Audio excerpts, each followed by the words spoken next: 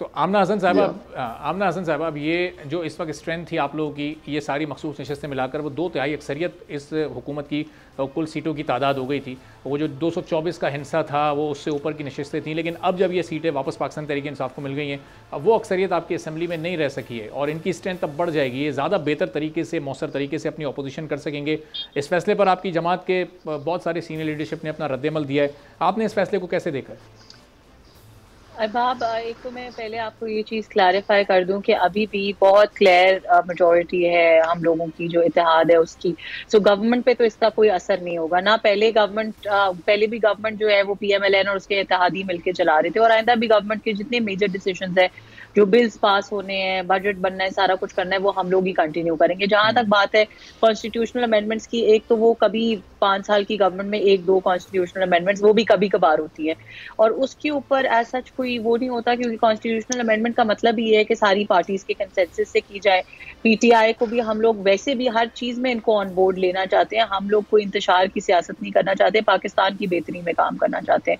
सो जहां तक अक्सरियत की बात है, हुकूमत के चलने की बात है, उसके ऊपर तो एब्सोल्युटली कोई डिफरेंस नहीं है। जहां तक इस फैसले की बात है, मैं आपका थोड़ा सा उस पर टाइम लूंगी। सबसे इंपॉर्टेंट चीज ये है एज ए लॉयर ये चीज अंडरस्टैंड करना कि आर्टिकल 245 के अंडर ये एपेलेट ज्यूरिसडिक्शन में आए हुए थे। जब आप एपेलेट ज्यूरिसडिक्शन के 185 के अंदर, ये एपेलेट ज्यूरिसडिक्शन के अंदर जब आप आते हैं तो कोर्ट बाउंड है, जो पिछला फैसला दिया गया उसी की हद तक उसको आइदर वो अपहोल्ड करेगी या वो उसको डिसमिस करेगी। कोर्ट अपनी तरफ से नए फैसले नहीं दे सकती। तो सबसे पहला तो इशू ज्यूरिसडिक्शन का है कि ज्यूरिसडिक्शन ही नहीं है इस चीज की कि अपनी तरफ से वो उन चीजों पे फैसला दिया जाए जो चीजें इन क्वेश्चन ही नहीं है कोर्ट के सामने। Issue number 1। Issue number 2, again jurisdictional issue, कि जो आपके सामने पिटिशनर ही नहीं है, PTI आपके पास आई नहीं, PTI ने आपसे सीटें मांगी नहीं, अंडर व्हाट ज्यूरिसडिक्शन आप उनको सीटें दे रहे हैं? क्योंकि हम जो कॉन्स्टिट्यूशन है वो बड़ा क्लियरली आइडेंटिफाई करता है कि किस कोर्ट की क्या ज्यूरिसडिक्शन है और किस तरह की ज्यूरिसडिक्शन अलहदा होती है, एपेलेट ज्यूरिसडिक्शन अलहदा होती है। किस ज्यूरिसडिक्शन में आप किस तरह का फैसला दे सकते हैं। एपेलेट ज्यूरिसडिक्शन के अंदर आपके पास एक अपील आई है, आपने अपील की हद तक फैसला करना। अच्छा। और इतनी क्लियर बात है जो हमने डाइसेंटिंग नोट में पढ़ी है मंदो खेल साहब की भी सबसे पहले, कि एक ऐसी पार्टी जो ना पार्टी है, ना उन्होंने कोई कंटेस्ट किया इलेक्शन, ना उन्होंने अपनी रिजर्व सीट्स की लिस्ट जमा कराई, ना उनका एक भी पार्लियामेंटेरियन है, वो पार्टी आपके पास आई, आपने एग्री भी किया कि जी उस पार्टी का उस पार्टी की सीटें नहीं बनती। जब उस पार्टी की सीटें नहीं बनती तो एक ऐसी पार्टी, अब मैं आपको 2 इंपॉर्टेंट चीजें यहाँ पे बताना चाहूंगी।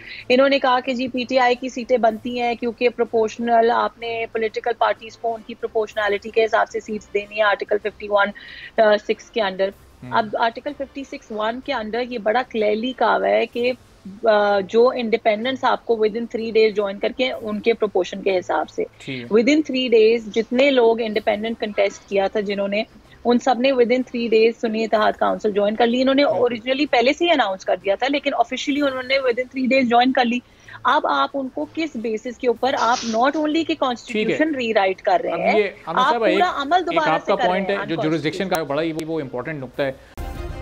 सब्सक्राइब करें और बेल दबाएं ताकि कोई खबर रह न जाए।